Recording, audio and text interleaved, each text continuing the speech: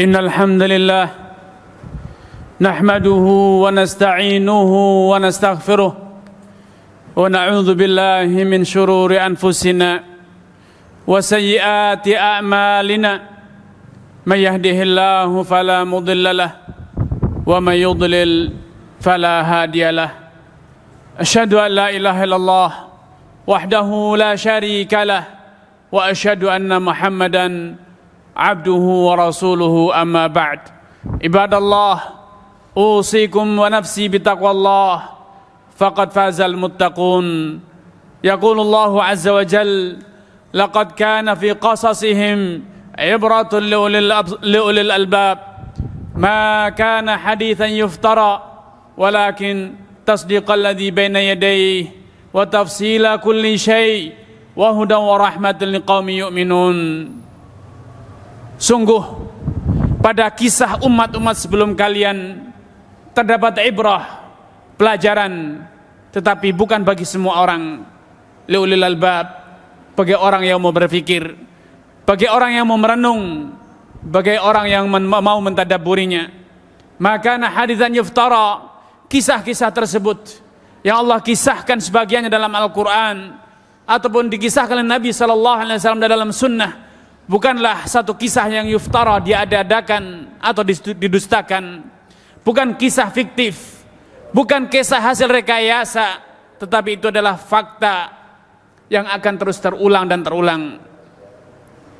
Walakin tasdiqal ladzi baina yadayhi, kisah-kisah itu disampaikan, diceritakan dalam Al-Quran ataupun di dalam sunnah sebagai bagian dari tasdiq, pembuktian akan kebenaran risalah yang dibawa oleh Nabi SAW, risalah yang datang setelah kisah-kisah tersebut.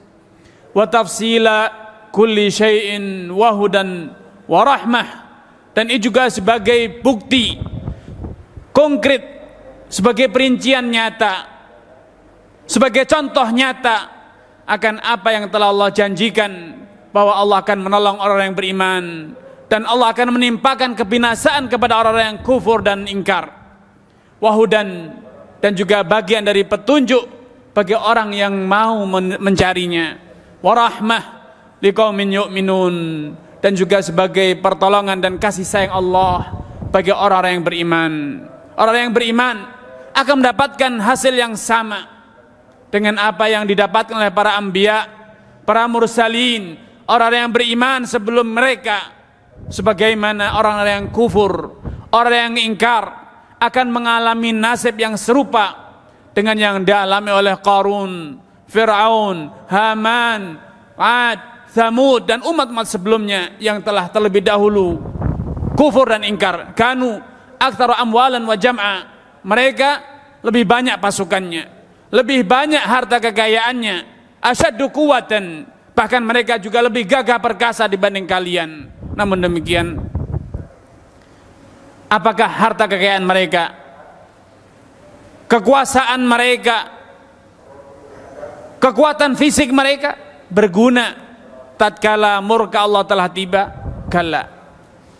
Karenanya ibadallah, satu sikap yang bijak bagi orang yang beriman secara khusus dan bagi umat manusia secara umum untuk mengambil ibrah dari kisah-kisah tersebut, kisah nyata dan yang akan terus terulang sepanjang masa.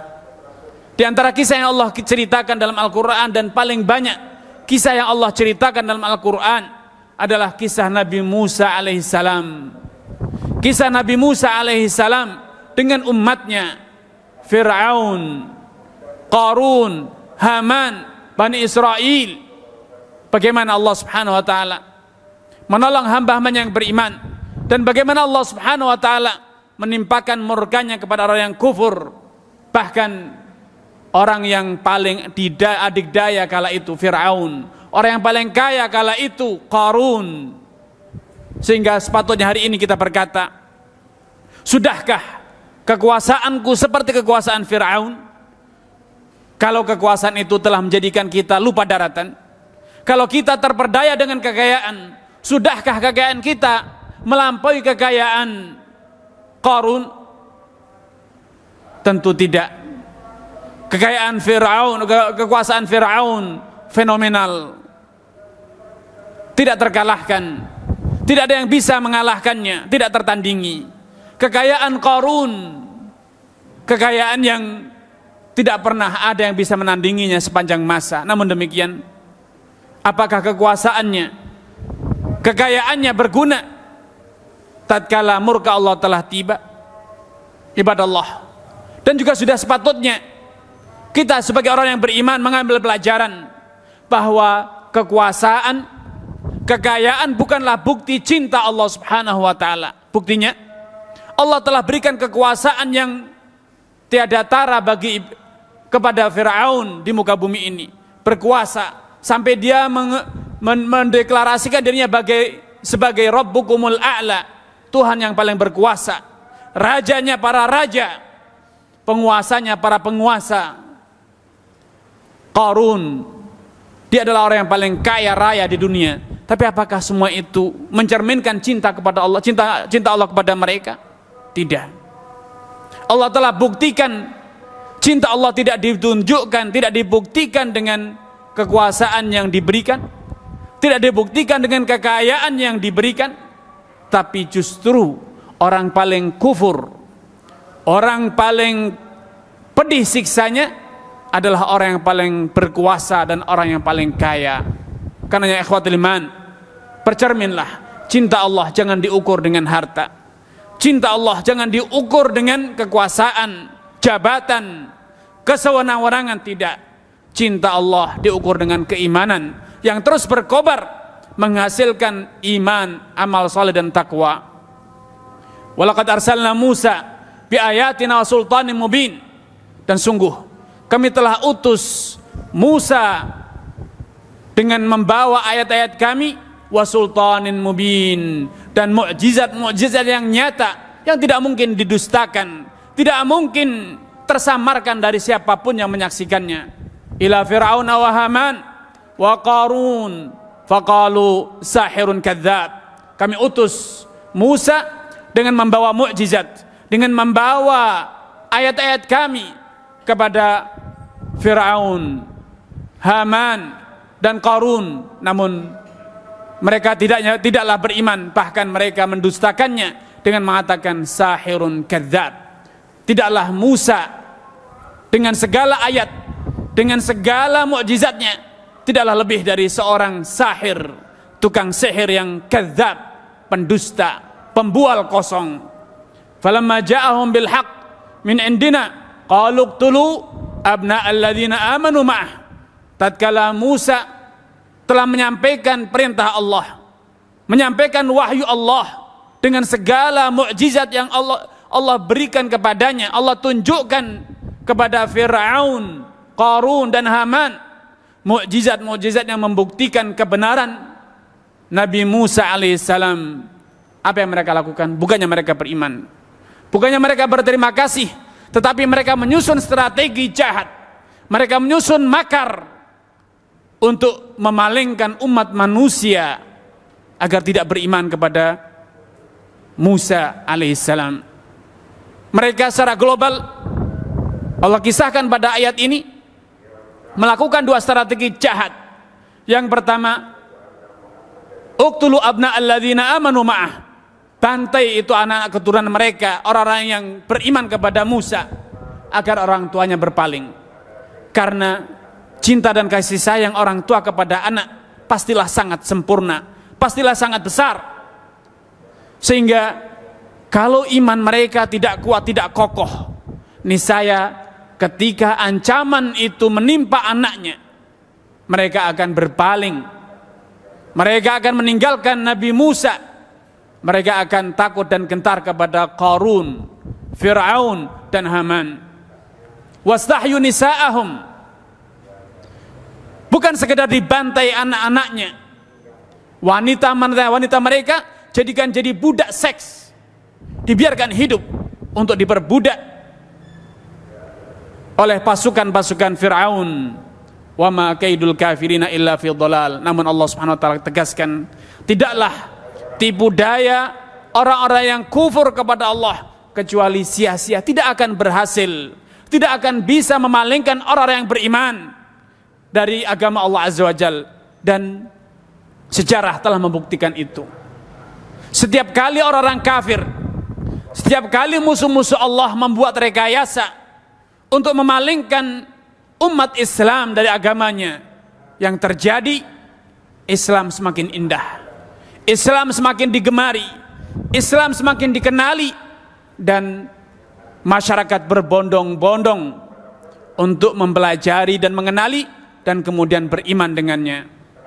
Wa qala Fir'aunu dharuni aqtul Musa, dan Fir'aun ikut andil, ikut bagian dalam melakukan makar ini. Dia bukan hanya memberikan instruksi atau menyusun makar. Fir'aun turun tangan ingin mengeksekusi Musa alaihissalam. Aqtul Musa, aku sendiri yang akan membunuh Musa. Wal yad'u rabbah, kita lihat apakah dia akan berdoa kepada Tuhannya, apakah Tuhannya akan membela dia. Siapakah yang lebih berkuasa, aku atau Tuhannya Musa? Inni akhafu an yubaddila dinakum au an yudhhira fil ardil fasad. Karena aku khawatir kalau Musa dibiarkan, kalau Musa bertahan hidup di muka bumi ini, dia akan mengganti agama yang telah kita warisi dari nenek moyang, agama yang kita yakini, dan dia akan berbuat kerusakan, membuat teror, meresahkan, memecah belah umat, memecah belah masyarakat. Wa qala Musa, dan tatkala Nabi Musa mendengar ancaman, intimidasi Fir'aun, gentarkah Nabi Musa? Tidak. Ciutkah nyali Nabi Musa? Kalla, sama sekali tidak. Kendurkah semangat dakwah Nabi Musa? Tidak. Nabi Musa cukup berkata, inni udtu bi rabbi wa rabbikum min kulli mutakabbirin la yu'minu biyaumil hisab. Aku berlindung kepada Rabbku dan juga Rabb kalian. Ia bukan hanya Rabbku seorang diri, dia juga Rabb kalian semuanya, yang menguasai kalian, yang menciptakan kalian. Min kulli mutakabbir, aku berlindung dari semua orang yang sombong, congkak. La yu'minu biyaumil hisab, yang mereka tidak lagi beriman kepada hari hisab, yaitu hari kiamat. Subhanallah. Dua makar besar yang dilancarkan Fir'aun untuk memalingkan dakwah, untuk menghentikan laju dakwah Nabi Musa, Nabi yang umatnya paling banyak setelah umat Nabi Muhammad SAW. Fir'aun khawatir kalau masyarakat negeri Mesir semuanya mau Islam, semuanya beriman, sehingga dia menyusun strategi bagaimanakah caranya untuk merontokkan, memreteli, menghabiskan dan memalingkan semua orang dari agama Nabi Musa alaihissalam. Anak-anaknya dibantai habis, wanita-wanita Bani Israel dijadikan budak pemuas nafsu seks pasukan Fir'aun, dan yang laki-laki dibunuh. Sehingga kalau kalkulasi manusia biasa, seorang penguasa dengan segala pasukan dan bala tentaranya melancarkan pembantaian kepada yang laki-laki dewasa, pembunuhan kepada anak laki-laki yang masih kecil, sedangkan wanitanya dijadikan budak pemuas nafsu bejat mereka, masihkah mereka akan bertahan? Mungkinkah agama dan ajaran tersebut eksis? Tetapi percayalah ibadallah, bahwa yang menurunkan agama Islam dan yang akan membelanya, yang melindunginya dan mempertahankannya di muka bumi ini, dialah Allah, Rabb segala semuanya, segala manusia yang beriman ataupun yang kufur, Nabi ataupun musuhnya Nabi. Dialah yang akan membela dan melindungi agamanya. Dia tidak akan biarkan agamanya musnah dari muka bumi ini. Sehingga Allah sedari awal telah mengatakan, wa ma kaidul kafirina illa fi dhalal. Tipu daya apapun yang dibuat oleh orang kafir kecuali sia-sia, tidak akan bisa membuahkan apa yang mereka inginkan. Ibadallah, sejarah terus berputar dan kisah-kisah serupa terus terjadi.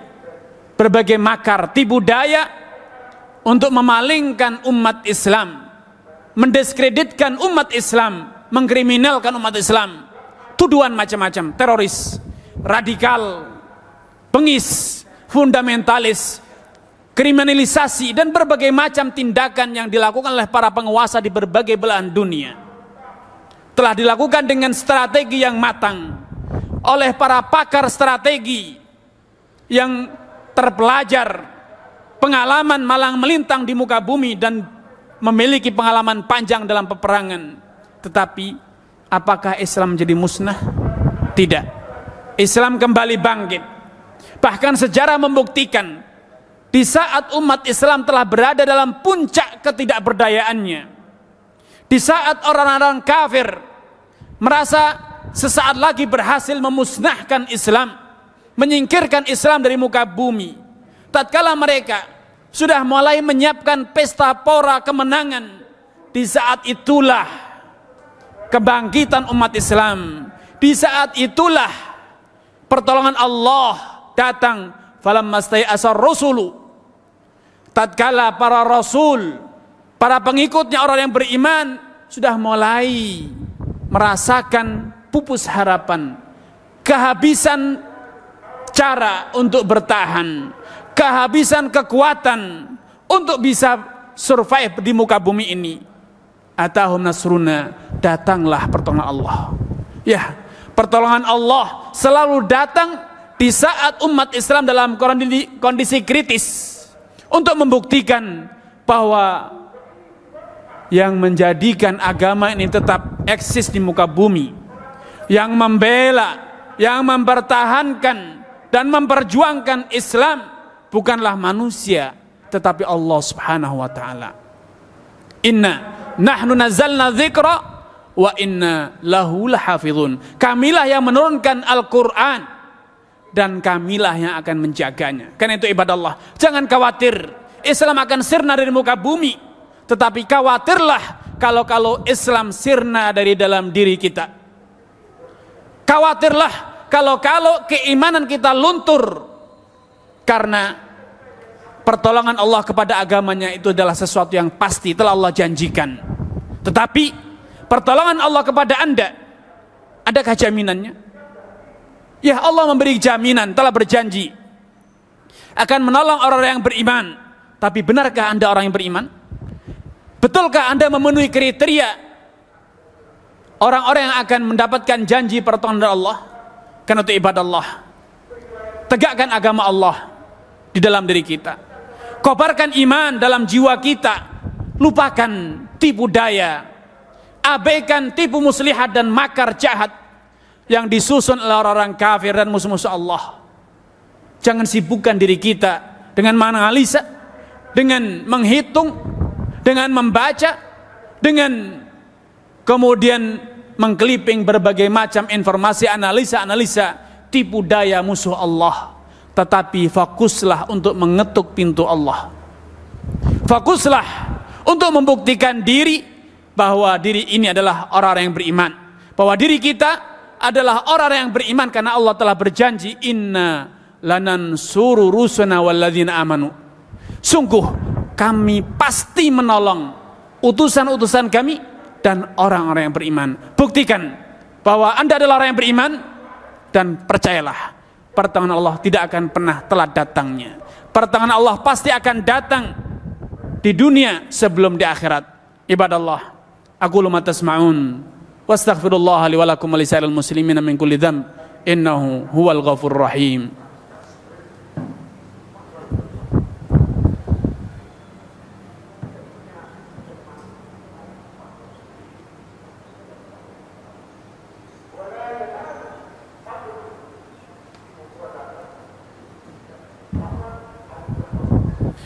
Innal hamdalillah nahmaduhu wa nasta'inuhu wa nastaghfiruh wa na'udzu billahi min shururi anfusina wa sayyiati a'malina.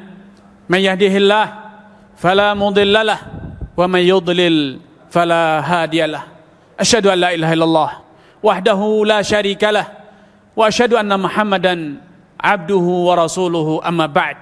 Ibadallah, sejarah Bani Israel, tatkala Bani Israel mengalami intimidasi, penyiksaan dari Fir'aun dan bala tentaranya, dengan strategi dan rencana yang matang. Memang sesaat, sekilas akan menunjukkan keberhasilannya, sehingga Bani Israel mulai berputus asa. Mereka mulai berdatangan kepada Nabi Musa, menghujat Nabi Musa. Mereka seakan meragukan kebenaran dakwah Nabi Musa, kebenaran risalah Nabi Musa alaihissalam, sehingga mereka mengatakan, qalu udzina min qabli an ta'tiyana wa min ba'di ma ji'tana. Wahai Musa, kau ini datang tanpa membawa apa-apa. Ajaranmu ini tidak ada buktinya. Sebelum kamu datang, kami disiksa, kami dijajah. Setelah kamu datang pun, kami tetap dijajah, bahkan lebih. Penjajahannya semakin meningkat. Mereka menagih janji kepada Nabi Musa bahwa bila mereka beriman, Allah akan menolong. Mereka berkata, wahai Musa, mana pertolongan yang kau janjikan itu? Sebelum engkau datang dengan ajaranmu ini, kami sudah menderita, terjajah oleh bangsa Kiptiyah, bangsa Kipti, Fir'aun beserta bala tentaranya. Dan setelah engkau datang, kami pun masih tetap tersiksa. Kami sudah beriman mengikutimu, tetapi kami tetap terjajah. Maka dengan tegarnya Nabi Musa berkata, qala asa rabbukum an yuhlika aduwakum wa yastakhlifakum fil ard fayanzura kaifa ta'malun. Dengan tetap tegar Nabi Musa, walaupun terus diintimidasi, dimusuhi, dan bahkan pengikutnya pun mulai bimbang dan ragu, Nabi Musa tidak. Keimanan beliau tetap tegar dengan mengatakan, asa rabbukum an yuhlika aduwakum. Percayalah, tidak akan lama lagi Rabb kalian Allah Azza wa Jal akan membinasakan musuh-musuh kalian, wa yastakhlifakum fil ard, dan akan segera menjadikan kalian sebagai khalifah fil ard. Ucapan ini, jawaban ini adalah jawaban yang pakem yang selalu diucap oleh para anbiya kepada umatnya yang mempertanyakan kapan datangnya pertolongan Allah. Ketika Nabi SAW sedang berbaring di bawah naungan Ka'bah, bayang-bayang Ka'bah, datanglah Khabbab bin al-Ard radhiyallahu ta'ala anhu. Beliau bukan omong kosong. Beliau sudah merasakan betapa pedih, betapa berat siksaan Quraisy yang ditimpakan kepada Khabbab bin al-Ard, sehingga tatkala beliau berhasil melepaskan diri, beliau datang kepada Nabi SAW. Ala tastansir lana, ala tad'u lana. Wahai Rasulullah, belumkah tiba saatnya engkau memohonkan pertolongan kepada kami? Engkau berdoa kepada Allah, memohonkan agar musuh-musuh kita yang jahat, sudah kelewat batas, segera dibinasakan. Kapan pertolongan itu tiba? Simak jawabannya. Sama, semakna dengan jawaban Nabi Musa alaihissalam, innakum qaumun tastajilun. Sungguh kalian itu hanyalah orang yang tergesa-gesa saja. Wallah walladzi biyadi walladzi nafsi biyadih, sungguh demi zat yang jiwaku ada dalam genggamannya, la yutimannallahu hadzal amr, sungguh Allah Subhanahu wa taala akan memberikan kejayaan kepada agama ini, kepada Islam, sampai suatu saat nanti tasirudz dhainah, wanita menggembala kambingnya dari negeri Son'a ke negeri Aden, la takhafu illallah wa dhi'ba al aghnamnya, tidak lagi ada gentar dalam dirinya, dia tidak takut kepada siapapun kecuali kepada Allah, dan dia hanya mengkhawatirkan kalau-kalau dombanya diterkam serigala. Islam akan jaya. Walaupun hari ini ya, Islam selalu didiskriminasikan, Islam selalu disudutkan, Islam selalu dikriminalkan. Sapi disembelih, ditendang, Islam radikal. Tetapi darah umat Islam mengalir, banjir membanjiri negeri, bom standar dijatuhkan, senjata kimia dijatuhkan, tidak satu pun berkata itu adalah tindakan kriminal, itu adalah radikalisme, itu adalah terorisme. Tidak, semuanya bisu dan mengatakan itu adalah memusuhi radikalisme, itu adalah perang melawan radikalisme. Itulah kondisi umat Islam hari ini. Umat Islam membawa Al-Quran di sakunya, diidentikan dengan radikal, teroris.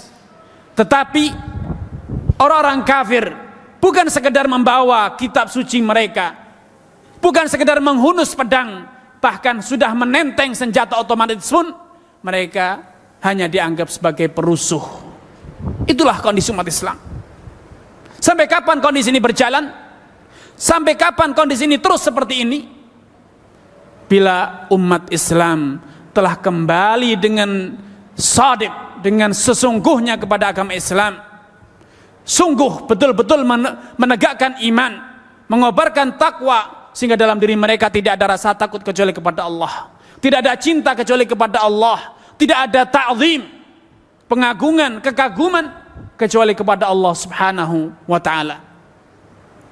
Rasulullah sallallahu alaihi wasallam telah mengabarkan hal itu dalam sabdanya, "Yushiku an tada'a 'alaikumul umam." Sesaat lagi, tidak akan lama lagi, segala umat yang ada di muka bumi ini akan berbondong-bondong mencabik-cabik kalian, bagaikan para tamu undangan yang menyantap dengan lahapnya sajian jamuan yang disuguhkan kepada mereka. Para sahabat bertanya, "Ya Rasulullah, awa min qillatin nahnu yawma idzin?" Apakah kita hari itu berjumlah minoritas, sedikit, tidak punya teknologi, orang-orangnya bodoh, orang-orangnya miskin? Tidak. Kalian katsir, kalian berjumlah banyak, bahkan mayoritas. Walakinnakum ghutha'un ka ghutha'is sail. Tetapi kalian bagaikan buih yang terus diombang-ambingkan, dihempaskan ke sana dan kemari oleh banjir. Wala yakdhifanallahu fi qulubikum alwahn. Dan sungguh dalam diri kalian akan terdapat alwahn, yaitu takut akan mati, cinta kepada dunia. Sampai kapan? Hatta tarji'u ila dinikum. Sampai kalian kembali dengan sesungguhnya, menetapi ajaran kalian, menetapi agama kalian. Itulah satu-satunya solusi. Berbagai analisa, berbagai strategi dibuat, tetapi semuanya akan sia-sia. Sebagian salaf mengatakan bahwa umat Islam tidak akan pernah jaya, umat Islam tidak akan pernah berhasil kembali memegang tampuk kepemimpinan di muka bumi ini. Sampai apa? Sampai mereka meneladani, mengikuti jejak umat-umat sebelumnya, yaitu para sahabat. Karena yang menjadikan para sahabat izzah, menguasai dunia, itulah yang akan menjadikan umat Islam hari ini kembali berjaya di muka bumi. Jangan pernah minder dengan jenggot yang dipanjangkan, dengan celana yang cingkrang di atas mata kaki. Jangan pernah minder dengan cadar yang menutupi wajah istri-istri dan anak kalian. Jangan pernah merasa kecil hati ketika kita hanya sibuk membaca Al-Quran, mempelajari Al-Quran, mempelajari haid, hukum-hukum nifas. Biarkan orang terbang ke muka bumi, ke muka bulan. Biarkan orang terbang ke planet Mars. Karena bukan itu yang akan menjadikan Islam jaya.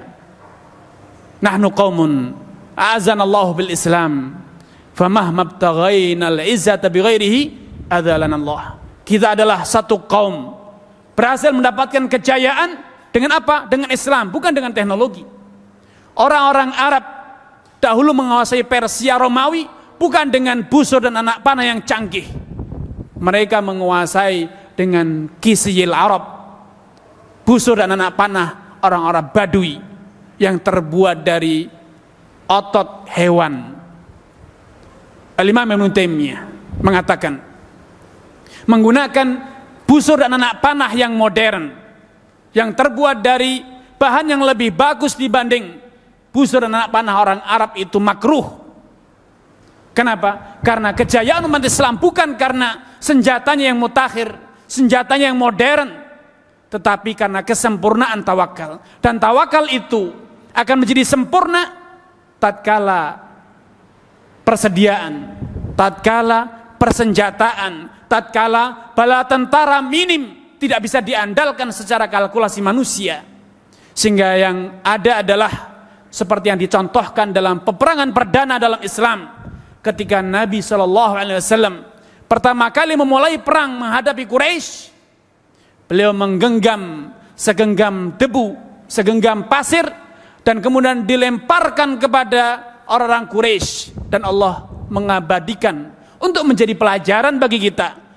Wa ma ramaita idh ramaita walakinnallaha rama. Jangan pernah berkata bagaimana segenggam pasir itu sampai kepada 1000 pasukan Quraisy, tetapi berkatalah dengan kuasa Allah pasir itu tiba di mata-mata orang Quraisy. Jangan pernah berkata bagaimana busur dan anak panah Badui bisa mengalahkan panah modern, tetapi berkatalah bahwa panah tradisional Arab Badui tersebut mampu mengalahkan panah dan perisai tombak modern Persia dan Romawi, karena Allah lah yang menghantarkan anak panah itu menimpahi mereka, mengenai mereka.